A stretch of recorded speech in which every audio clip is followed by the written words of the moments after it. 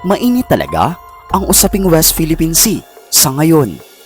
Pero alam mo ba na maliban sa Taiwan ay tila maging ang Indonesia ay unti-unti nang bumabaliktad at umaayon sa proposisyon ng China.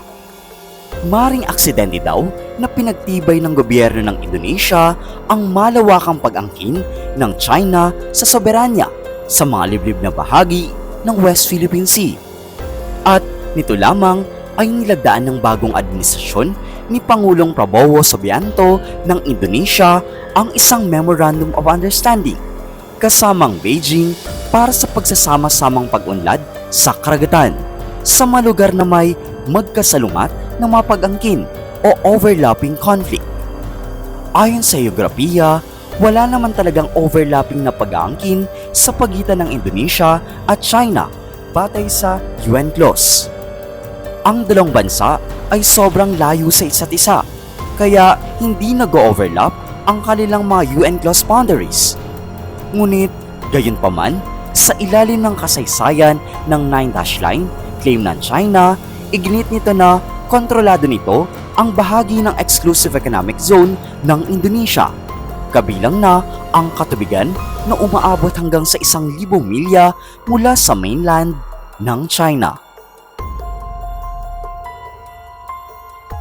Noong nakarang linggo ay bumisita si Pangulong Prabowo sa China, ang kanyang pangalawang pagbisita mula nung manalo siya sa eleksyon sa Indonesia. Ang nakakagulat sa pagbisitang ito ay ang magkasamang pahayag na inilabas pagkatapos ng kanilang pulong.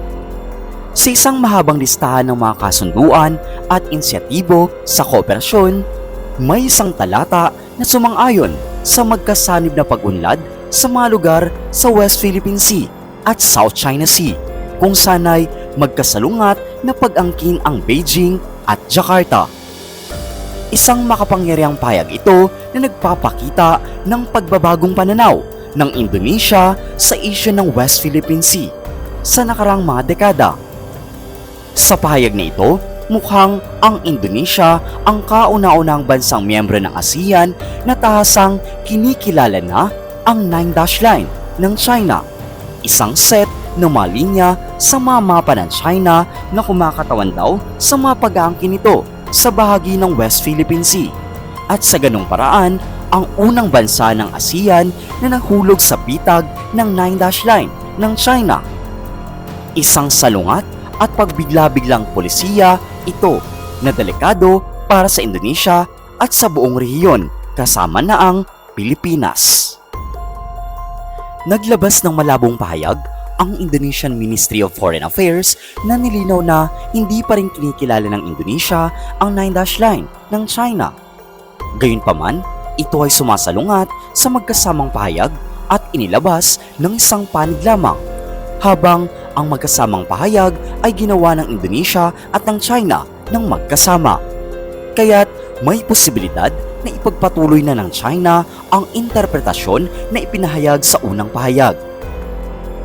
Sa pamamagitan ng pagkilala sa mga magkasalungat na pag-angkin sa China, may obligasyon na ngayon ang Indonesia na makapagnegosyo ng isang maritime boundary. Bago ang pagkilalang ito, may mga maritime boundary na ang Indonesia sa 10 bansa. Kasama dito ang Australia, Timor-Leste, Papua New Guinea, Palau, Pilipinas, Vietnam, Thailand, Malaysia, Singapore, at maging ang India.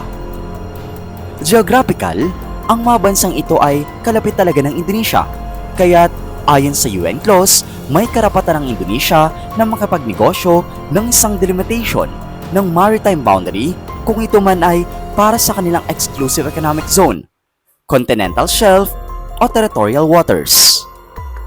At nung nakaraan lamang ay maingat ang Indonesia na ipahayag na hindi nito kinikilala ang overlapping ng mga pag-aangkin ng China dahil wala daw itong shared boundary sa China. Sa pamamagitan ng patuloy na pagtanggi sa pagiging lehitimo ng Nine Dash Line ng China, mas pinalakas ngayon ng Indonesia ang depensa sa kanyang mga karapatan sa anumang darating na litisgasyo at negosasyon. ayon sa mga eksperto sa international na batas. Kaya't nang kumalat ang balita na nilagdaan nga ni Pangulong Subianto ang isang pahayag na kumikilala sa mga overlapping claims ng China, nagulat talaga ang komunidad ng mga eksperto, lalong-lalo na ang Pilipinas sa ugnayang panlabas ng Indonesia. Bagamat ang pahayag ni Subianto ay nakatuon sa kooperasyon sa pag-unlad ng langis at gas. Ang wika sa pahayag ay nagpapakita ng pagkilala sa isang lehitimong hidwaan sa soberanya. At ayon nga sa mga eksperto, maaaring gamitin ito laban sa Indonesia sa isang arbitrasyon. Kung kinikilala nga raw ng Indonesia ang overlapping claims bilang isang bagay na umiiral, maaaring magbago ang dynamics sa negosasyon ng Code of Conduct for the South China Sea, pati na rin ang pagkakaisa ng mga bansa sa ASEAN sa pagharap sa China. Maring sabihin ng China na kinikilala ng Indonesia ang mga pag-aangkin nito, kaya't maring humina ang posisyon ng ASEAN mismo. Nag-backpedal naman ang Indonesian Ministry of Foreign Affairs na nagsasabing ang partnership sa langis lamang at gas ay walang kinalaman sa soberanya o restriksyon sa mga katubigan ng Indonesia. Pinagtibay nga daw ng Indonesia ang posisyon na ang mga pag-aangkin ng China ay walang batayang internasyonal na legal.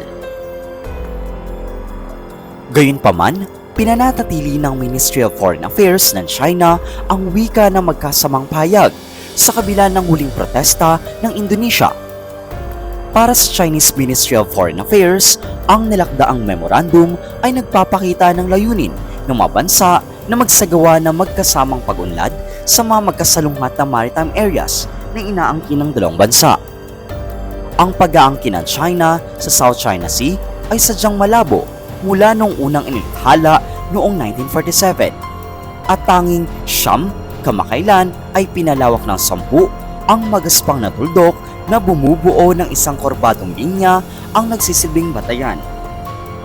Nung linggo nga lang, matapos magpatibay ng bagong batas ang Pilipinas na formalisahin ang exclusive economic zone nito, inilabas ng China ang isang tiyak na set ng coordinates para sa kanilang pag-aangkin sa Scarborough Shoal, isang bahura ng Pilipinas na okupado na ng mga pwersang Chino na may higit isang dekada na. Ito ang kauna-unang pagkakataon na nagbigay ang Beijing ng may tumpak na coordinates para sa kanilang hindi pangkaraniwang mga pag-angkin sa rehiyon. Alam mo ba na nagkasundo sina Pangulong Joko Widodo ng Indonesia at Pangulong Xi Jinping ng China noong Sabado lamang na palalimin ang ugnayan ng dalawang bansa na itinaas ang seguridad bilang panglimang haligi ng kooperasyon. Bukod pa sa mga politikal, pang-ekonomiya, pang-maritime, at palitan sa tao, nagkasundo rin silang magsagawa ng kauna-unang magkasanib na pulong ng kanilang mga ministro ng ugnayang panlabas at depensa sa 2025. Ayon sa magkasamang pahayag, mananatili pa rin talaga sa gilid ng mga teritorial na hidwaan ang Indonesia sa pagitan ng China at mga kalapit nitong bansa sa Timog Silangang Asya sa South China Sea. Wala itong formal na alitan sa Beijing.